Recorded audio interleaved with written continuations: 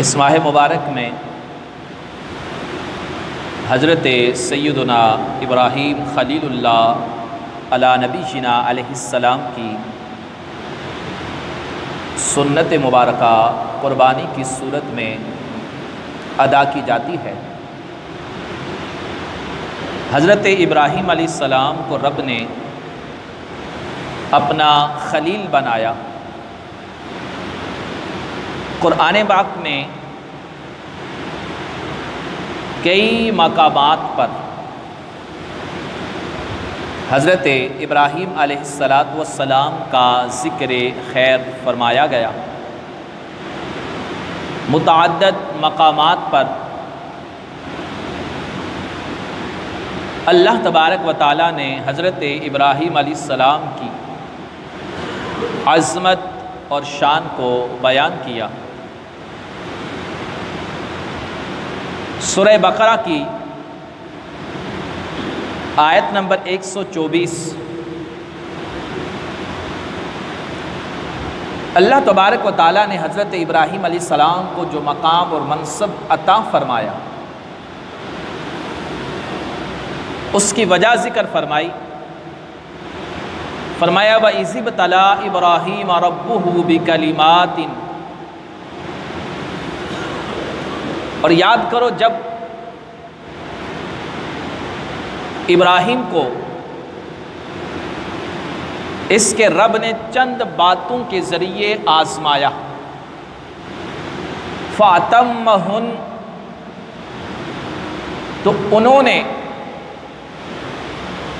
ان باتوں کو پورا کر دیا۔ تو جب رب نے آزمایا، آپ آزمائش پر پورے اترے، تو رب نے فرمایا قال انی جاعلک للناس اماما، فرمایا میں تمہیں لوگوں کا پیشوا بنانے والا ہوں۔ تو رب نے انعام عطا کیا کہ ابراہیم علیہ السلام کو لوگوں کا امام بنایا، مقتدا بنایا۔ آج تمام مسلمانان عالم ملت ابراہیمی پر ہیں۔ ملت ابراہیمی جو ہر باطل سے منہ موڑ کر سیدھی راہ کی طرف گامزن ہونے والی، جسے قرآن پاک نے ملت حنیفہ کہا، جن کے بارے میں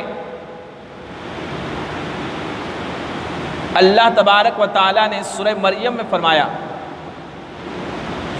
وَاذْكُرْ عَبْدَنَا ابراہیم، کہ ہمارے ابراہیم جو ہمارے بندے ہیں ان کا ذکر کرو۔ سامعین محترم، یہ بات ذہن میں رکھیے کہ رب جب آزماتا ہے اور جو آزمائشوں پر ثابت قدم رہتے ہیں اللہ کی توفیق سے، رب پھر انہیں عظمتیں اور شانیں عطا فرماتا ہے۔ ابراہیم علیہ السلام کو کتنا آزمایا گیا۔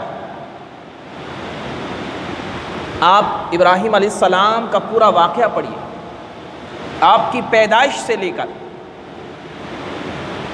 آپ کی اس دنیا سے پردہ فرمانے تک کے حالات کو پڑھیے، تو ہر موقع پر، ہر قدم پر ابراہیم علیہ السلام کی آزمائش ہوئی۔ آپ پیدا ہوئے تو آپ کی والدہ ماجدہ نے آپ کو ایک غار میں رکھ دیا، جہاں اللہ کی طرف سے آپ کی پرورش کا اہتمام کیا گیا۔ جب کچھ سمجھدار ہوئے تو قوم کو مخاطب کر کے اللہ کی وحدانیت اور توحید کی طرف مائل کیا، جس کا ذکر 7ویں پارے کے اندر موجود ہے کہ آپ نے پہلے جو لوگ ستاروں کی پوجا کرتے تھے، جب ستاروں کو دیکھا تو کہا کیا یہ میرا رب ہے؟ فلما افلا، جب وہ ستارے چھپ گئے تو کہنے لگے کہ یہ چھپ جانے والے میرا خدا نہیں ہو سکتا۔ پھر آپ نے چاند کی عبادت کرنے والے جو تھے انہیں اس باطل نظریے کا احساس دلانے کے لیے کہا، فَلَمَّا رَأَى الْقَمَرَ، جب ابراہیم علیہ السلام نے سورج کو، چاند کو چمکتے ہوئے دیکھا تو فرمانے لگے کیا یہ میرا رب ہے؟ جب چاند بھی چھپ گیا تو آپ فرمانے لگے کہ لا احب العافلین، یہ جو چھپ جاتے ہیں میں انہیں پسند نہیں فرماتا۔ پھر آپ نے جو سورج کی عبادت کرنے والے تھے انہیں دعوت حق دی، فَلَمَّا رَأَى الشَّمْسَ بَازِغَةً، جب سورج کو دہکتا ہوا دیکھا، چمکتا ہوا آسمان پر دیکھا تو ان لوگوں کو مخاطب ہو کر فرمانے لگے کیا یہ میرا رب ہے؟ یہ تو بڑا ہے۔ مگر جب سورج غروب ہو گیا تو آپ نے فرمایا انی توجہت وجہی للذی فطر السماوات والارض، فرمایا لوگو یہ جو چھپ جاتے ہیں، جو کسی کے احکام کے تابع ہیں، یہ خدا نہیں ہو سکتے، بلکہ میں اس رب کی طرف متوجہ ہوتا ہوں جو زمین اور آسمان اور چاند ستاروں سب کا خالق اور مالک ہے۔ حنیفہ وما انا من المشرکین، اور میں شرک کرنے والوں میں سے نہیں ہوں۔ ابراہیم علیہ السلام بچے ہیں، یہ بات ذہن میں رکھیے گا۔ ابراہیم علیہ السلام کے والد کا نام جو ہے وہ تارخ ہے۔ آزر جس کا قرآن میں ذکر موجود ہے یہ آپ کا چچا ہے، اور یہ مسئلہ بھی یاد رکھیے، عربی لغت میں چچا کو بھی اب کہا جاتا ہے، جیسے ہمارے ہاں بھی ہے چھوٹے ابو بڑے ابو، تو اب عربی میں چاچا کو بھی کہا جاتا تھا اور والد کو بھی کہا جاتا تھا۔ آپ کے والد کا نام تارخ ہے، جو بچپن ہی میں آپ بچے تھے تو ان کا انتقال ہو گیا۔ آپ کے چچا نے آپ کی پرورش کی، اور آپ کا چچا جو تھا یہ بت بنایا کرتا تھا۔ سورہ مریم کے اندر واقعہ موجود ہے، تو تفاسیر میں آتا ہے کہ وہ بت بنا کر دیتا کہ جاؤ شہر میں فروخت کر کے آ جاؤ۔ آپ اس بت کے گلے میں رسی ڈالتے، اسے گھسیٹتے ہوئے شہر کی طرف لے جاتے اور کہتے کہ ہے کوئی اس بہرے کو خرید لے، ہے کوئی ایسے پتھر کو خرید لے جو نہ سن سکتا ہے، نہ دیکھ سکتا ہے، نہ بول سکتا ہے، نہ نفع دے سکتا ہے۔ سارا دن جب واپس آتے تو اس بت کی ناک بھی ٹوٹی ہوتی، اس کا چہرہ بھی بگڑا ہوا ہوتا، تو چاچا کہتا کہ یہ تو نے کیا کیا؟ کہا میں نے تو صدائیں بہت لگائی، کوئی خریدنے کے لیے تیار ہی نہیں۔ یہ میں مختصر واقعہ عرض کر رہا ہوں، تفاسیر میں اس کی بڑی تفصیل موجود ہے۔ تو آپ کا چچا جو تھا وہ کہنے لگا لَأَرْجُمَنَّكَ، یہ قرآن کے الفاظ ہیں، کہنے لگا اگر تو اپنے اس فعل سے باز نہ آیا کہ ہمارے خداؤں کو تم برا بلا کہتے ہو تو میں ضرور بھی ضرور تمہیں رجم کر دوں گا، یعنی پتھر مار مار کر آپ کو ہلاک کر دوں گا۔ آپ نے فرمایا کہ میں رب سے اس وقت تک تیرے لیے دعا استغفار کرتا رہوں گا جب تک رب مجھے منع نہیں فرماتا۔ اور اس کا ذکر بھی قرآن مجید کی آیات مبارکہ میں موجود ہے کہ جب ابراہیم علیہ السلام کو یہ معلوم ہو گیا کہ یہ پکا بدبخت ہے، کافر ہے، تو آپ نے اس کے لیے دعا کرنا چھوڑ دی۔ یہ قرآن کی آیت مبارکہ وَمَا كَانَ اسْتِغْفَارُ إِبْرَاهِيمَ لِأَبِيهِ إِلَّا عَن مَّوْعِدَةٍ وَعَدَهَا إِيَّاهُ فَلَمَّا تَبَرَّأَ مِنْهُ، ابراہیم علیہ السلام پر یہ ظاہر ہو گیا جب تو یہ ایمان نہیں لائے گا، تو ابراہیم علیہ السلام نے اس کے لیے دعا کرنا چھوڑ دی، یعنی چچا کے لیے جو آزر تھا۔ پھر آپ وہاں سے جدا ہو گئے، اس سے الگ ہو گئے۔ یہ آپ کی جوانی کا واقعہ ہے۔ اور پھر ابراہیم علیہ السلام پر طرح طرح کی آزمائشیں آئی. ہو سکتا ہے ایک گروہ ہے وہ کہتے ہیں نہیں آپ کے والد آزر ہی تھے. تو میں ان کے لیے ایک علمی جواب دینا چاہوں گا کہ ابراہیم علیہ السلام نے اپنے والد کے لیے بڑھاپے کی عمر میں ایک دعا کی، اور قرآن یہ کہہ رہا کہ اب جو تھا آزر اس کے لیے دعا کرنا چھوڑ دی. اس نقطے کو سمجھیے گا کہ جو چچا تھا آپ نے اس سے وعدہ کیا کہ میں تیرے لیے ضرور بخشش کی دعا کروں گا، مگر جب ظاہر ہو گیا کہ یہ ایمان نہیں لائے گا دعا کرنا چھوڑ دیا اور اللہ کی طرف متوجہ ہو گئی. یہ قرآن کا حکم ہے کہ وَمَا كَانَ اسْتِغْفَارُ إِبْرَاهِيمَ لِأَبِيهِ، صرف ایک وعدہ تھا کہ جس کی وجہ سے ابراہیم علیہ السلام اس کے لیے دعا کر رہے تھے، مگر جب ان پر ظاہر ہو گیا کہ ایمان نہیں لائے گا آپ نے دعا کرنا چھوڑ دیا. ٹھیک ہے. اب اور والد، یہ مسئلہ بھی یاد رکھیے، والد ایک ہوتا ہے، والد ایک ہی ہوتا ہے. ابو، چھوٹے ابو، بڑے ابو، تایا ابو ہمارے ہاں بھی استعمال ہوتا ہے، اور یہ بھی قرآن سے ثابت ہے کہ چچا کے لیے لفظ اب استعمال ہوا. وہ بھی پہلا پارہ اور پہلے پارہ کا آخری رکوع، جس میں حضرت ابراہیم علیہ السلام کے بیٹے حضرت اسحاق علیہ السلام کے صاحبزادے حضرت یعقوب علیہ السلام جب وقت وصال قریب آیا تو اپنے بیٹوں کو جمع کر کے پوچھا کہ بتاؤ میرے بیٹو، میرے بعد تم کس کی عبادت کرو گے؟ ما تعبدون من بعدی، میرے بعد تم کس کی عبادت کرو گے؟ تو انہوں نے کہا قالوا نعبد الہک، کہ ہم عبادت کریں گے جو آپ کا رب ہے، وَإِلَٰهَ آبَائِكَ، اور جو آپ کے آباء و اجداد، آپ کے والدوں کا رب ہے، ابراہیم و اسماعیل و اسحاق، ابراہیم علیہ السلام کا، اسماعیل علیہ السلام کا اور اسحاق علیہ السلام کا، الہ واحدہ، جو ایک ہی خدا ہے. اب یہاں اسماعیل علیہ السلام حضرت یعقوب کے والد نہیں تھے، حضرت اسحاق والد ہیں، لیکن حضرت اسماعیل علیہ السلام کو بھی اب میں شامل کیا جو کہ چچا تھے، تایا تھے. تو یہ قرآن سے ثابت ہوا کہ چچا کے لیے بھی اب کا لفظ استعمال ہوتا ہے. تو ابراہیم علیہ السلام کا جو چچا تھا وہ آزر تھا، جو کہ بت گر تھا، یعنی بت بنانے والا تھا، اور آپ کے والد تارخ تھے جو موحد تھے، ایک خدا کو ماننے والے تھے. تو عرض یہ کر رہا تھا کہ ابراہیم علیہ السلام کی دعا کا منع کیا گیا کہ جب ظاہر ہوا تو دعا نہیں کی انہوں نے اپنے چچا کے لیے، اور جب ابراہیم علیہ السلام کو رب نے اسماعیل علیہ السلام عطا فرمائے، پھر انہیں واد غیر ذی زرع، ایسی وادی جو بالکل ویران ہو، اسے چھوڑنے کا حکم دیا گیا. حضرت اسماعیل علیہ السلام اور ان کی والدہ سیدہ ہاجرہ رضی اللہ تعالی عنہا کو آپ نے وہاں چھوڑ دیا.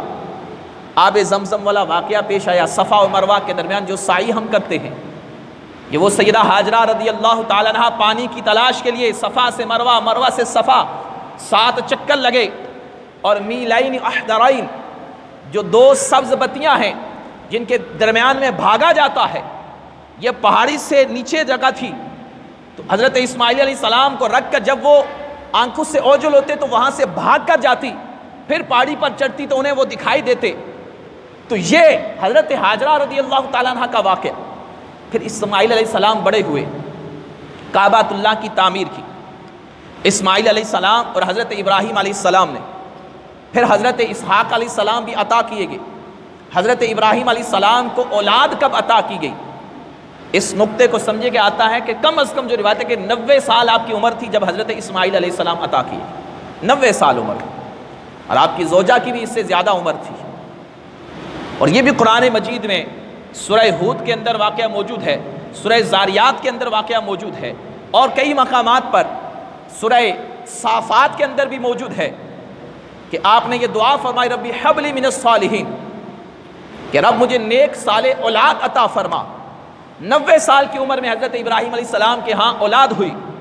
پھر آپ نے کعبہ کو تعمیر کیا، پھر آپ نے حضور علیہ السلام کی تشریف آوری کے لیے دعا کی، پھر ابراہیم علیہ السلام نے ایک دعا مانگی جو ہم ہر نماز میں دعا مانگتے ہیں، رب اجعلنی مقیم الصلاۃ ومن ذریتی۔ یہ دعا ابراہیم علیہ السلام کی آخری عمر میں ہے، جوانی میں جب ظاہر ہو گیا کہ چچا ایمان نہیں لائے گا، اس کے لیے دعا کرنا چھوڑ دیا،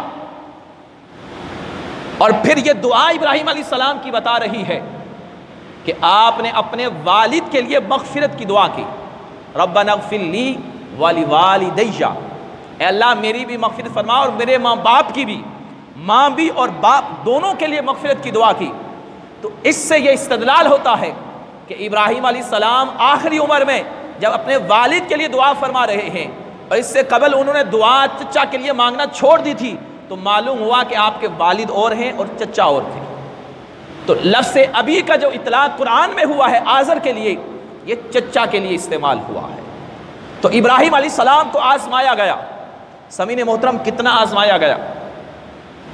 ابراہیم علیہ السلام کو جب اسماعیل علیہ السلام عطا کیے گئے، واد غیر ذی زرع، ویرانے میں چھوڑنے کا حکم ہوا، آپ نے وہاں چھوڑ دیا، نہ کھانا نہ پینا، نہ کوئی قریب، نہ کوئی وہاں رہنے والا، صحرا ہے، وہاں چھوڑ دیا۔ پھر جب اسماعیل علیہ السلام کچھ بڑے ہوئے، اب روایات میں آتا ہے کہ 7 سال 8 سال 9 سال 10 سال 11 سال تک کی بھی روایتیں موجود ہیں کہ جب اسماعیل علیہ السلام کچھ ہاتھ بٹانے کے قابل ہوئے تو اللہ تعالیٰ نے پھر آزمائش میں مبتلا فرمایا۔ اس سے قبل بھی کئی آزمائشیں آپ پر ہوئی، کئی آزمائشیں آپ پر آئی۔ نمرود کا واقعہ وہ اس سے قبل کا ہے، آپ کو آگ میں ڈالا جانا، قوم والوں کے بتوں کا توڑنا، یہ بھی سورہ انبیاء کے اندر 17ویں پارے کے اندر واقعہ موجود ہے۔ جیسے میں نے پہلے عرض کیا کہ کئی مقامات پر ابراہیم علیہ السلام کے مختلف واقعات کو ذکر کیا گیا۔ اسماعیل علیہ السلام کو ذبح کرنا، یہ بھی جہاں حاجی جا کر رمی کرتے ہیں، وہ 3 بڑے شیطان جہاں کنکریاں ماری جاتی ہیں، رمی کی جاتی ہے، یہ رمی بھی حضرت ابراہیم علیہ السلام کی در حقیقت سنت ہے کہ جب رب نے حکم دیا کہ اپنی سب سے پیاری چیز اللہ کی راہ میں قربان کرو، آپ نے اونٹوں کی قربانی پیش کی، گایوں کی قربانی پیش کی، جانور پیش کیے، پھر یہ حکم آیا کہ اپنی سب سے پیاری چیز اللہ کی راہ میں قربان کرو۔ تو ابراہیم علیہ السلام نے، جسے قرآن پاک میں ذکر کیا کہ ابراہیم علیہ السلام نے پھر اپنے بیٹے اسماعیل علیہ السلام سے مشورہ کیا، انی ارا فی المنام انی اذبحک، فرمایا میں خواب میں دیکھا کہ اے بیٹے میں تجھے ذبح کر رہا، فانظر ماذا تری، بتا اب تیری کیا رائے ہے۔ قال یا ابت افعل ما تؤمر ستجدنی ان شاء اللہ من الصابرین، عرض کرنے لگے ابا حضور جو رب نے آپ کو حکم دیا اب کر گزری، وہ کر دیجئے، آپ نے مجھے ذبح کرتے ہوئے دیکھا ہے تو ذبح کر دیجئے، میں اللہ کے راستے میں قربان ہونے کے لیے تیار ہوں۔ فافعل ما تؤمر ستجدنی انشاءاللہ، اگر میرے رب نے چاہا تو آپ مجھے اس معاملے میں صبر کرنے والا پائیں گے۔ ذرا اندازہ کیجئے کہ 90 سال کی عمر میں اولاد ہو، پھر وہ اولاد کھیل کود کر اس قابل ہو جائے کہ اب وہ باپ کا ہاتھ بٹانے لگ جائے، اور پھر حکم آئے کہ اس کو اپنے ہاتھ سے کاٹ دو، تو کتنی بڑی آزمائش۔ آج جو بچوں والے ہیں، اگر تھوڑا سا بچے کو زخم بھی آ جاتا ہے، خون نکل جاتا ہے، ماں کی باپ کی نیند حرام ہو جاتی ہے، سکون چھن جاتا ہے، کلیجہ دہل جاتا ہے، وہ کچھ بھی کر کے اپنی اولاد کی خوشی کے لیے ہر کام کرنے کے لیے تیار ہو جاتا ہے۔ ذرا اندازہ کیجئے کہ کتنی بڑی آزمائش تھی کہ رب نے فرمایا قربان کرو، تو آپ اس اپنی لخت جگر، اس پیاری اولاد کو بھی اللہ کی راہ میں قربان کرنے کے لیے تیار ہو۔ وَفَدَيْنَاهُ بِذِبْحٍ عَظِيمٍ، پھر قرآن نے جسے کہا کہ ہم نے ان کے بدلے میں ایک عظیم ذبح جنت سے مینڈے کی صورت میں بھیجا گیا جو ان کی جگہ ذبح ہوا۔ اور یہ ادا رب کو اتنی پسند آئی کہ قیامت تک کے لیے صاحبان استطاعت پر اللہ تبارک و تعالیٰ نے اس قربانی کو لازم رکھا۔ فَصَلِّ لِرَبِّكَ وَانْحَرْ کا حکم ارشاد فرمایا۔ تو یہ آزمائشیں تھی حضرت ابراہیم علیہ السلام کی، جو ہر آزمائش میں پورا اترے۔ آپ کی سیرت مبارکہ میں حلم کی بڑی خاصیت ہے، بڑے حلیم تھے، بردبار تھے۔ آپ علیہ السلام کو رب نے کئی بار آزمایا، مگر جب جب رب نے آزمایا، ابراہیم علیہ السلام ہر آزمائش پر پورے اترے، اللہ کی رضا پر راضی رہے، صابر رہے، شاکر رہے، تو رب نے پھر عظمتیں عطا فرمائی، ایسی عظمتیں عطا فرمائی کہ آپ کی اولاد میں بنی اسرائیل چونکہ ساری آپ کی اولاد ہے، ابراہیم علیہ السلام کے بیٹے حضرت اسحاق علیہ السلام کے صاحبزادے حضرت یعقوب علیہ السلام، ان کو اسرائیل کہا جاتا ہے، اور ان کے 12 بیٹے جن میں حضرت یوسف علیہ السلام بھی تھے، ان کی جتنی آگے اولاد چلی یہ بنی اسرائیل کہلاتی ہے۔ یہ ساری کی ساری حضرت ابراہیم علیہ السلام کی اولاد میں ہے، جس میں 70,000 کم و بیش انبیاء تشریف لائے۔ اس لیے ابو الانبیاء حضرت ابراہیم علیہ السلام کا لقب بھی ہے۔ اور پھر حضرت اسماعیل علیہ السلام کی اولاد میں آقا کریم نبی رحمہ صلی اللہ علیہ وآلہ وسلم تشریف لائے، جو امام الانبیاء ہیں۔ تو یہ ان آزمائشوں کا اثر تھا کہ رب نے فرمایا وَإِذِ ابْتَلَىٰ إِبْرَاهِيمَ رَبُّهُ بِكَلِمَاتٍ، کہ رب نے جب چند باتوں کے ساتھ ابراہیم علیہ السلام کو آزمایا تو فَأَتَمَّهُنْ، وہ ان آزمائشوں پر پورے اترے، اللہ کی رضا پر راضی رہے، صابر رہے، شاکر رہے، تو قیامت تک کے لیے ابراہیم علیہ السلام کی ملت پر جو ہوگا وہی نجات پائے گا، جو ابراہیم علیہ السلام کی ملت پر ہوگا وہ نجات پائے گا۔ اور یہ مسئلہ بھی یاد رکھیے کہ یہودی کہتے ہیں ابراہیم علیہ السلام یہودی تھے، عیسائی کہتے ہیں عیسائی تھے۔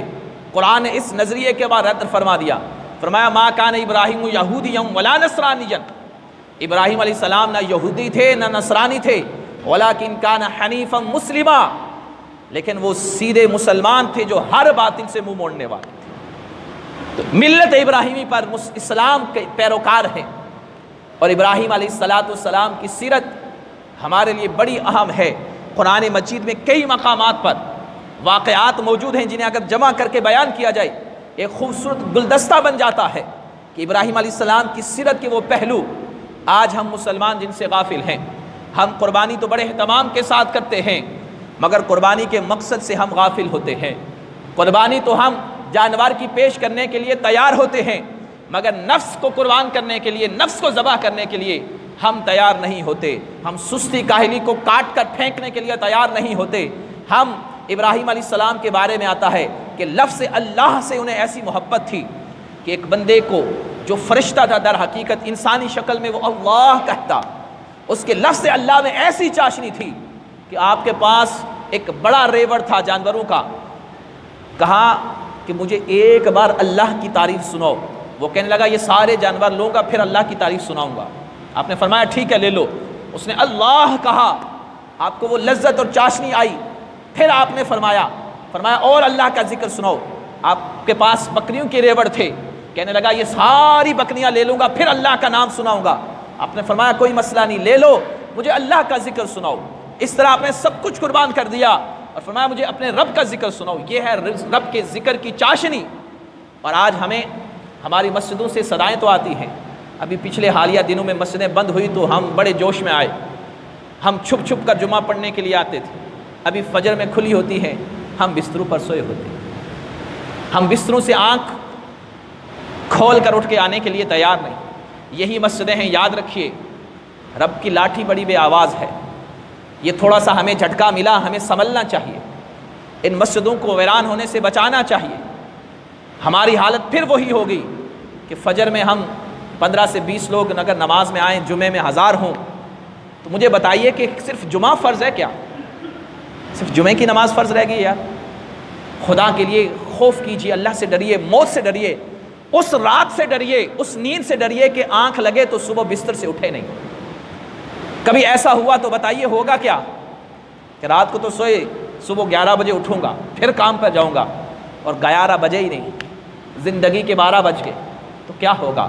اس لیے خدا را رب کی طرف پلٹ آئیے، رب کو منا لیجیے، قدر کیجیے، یہ وقت ہے، سانسیں ہیں تو ان کی قدر کیجیے، سوچئے موت کا کوئی وقت مقرر نہیں، ابھی آ گئی تو کیا کریں گے؟ اس لیے ایسا ظلم نہ کریں، اللہ کے گھر پکار کر ہمیں تھک جائیں اور ہم اللہ کے گھر کی آواز کو نہ سنیں تو یقیناً پھر تباہی و بربادی ہمارا مقدر ہوگی۔ اللہ تعالی ہم سب کو اعمال صالحہ کی توفیق عطا فرمائے۔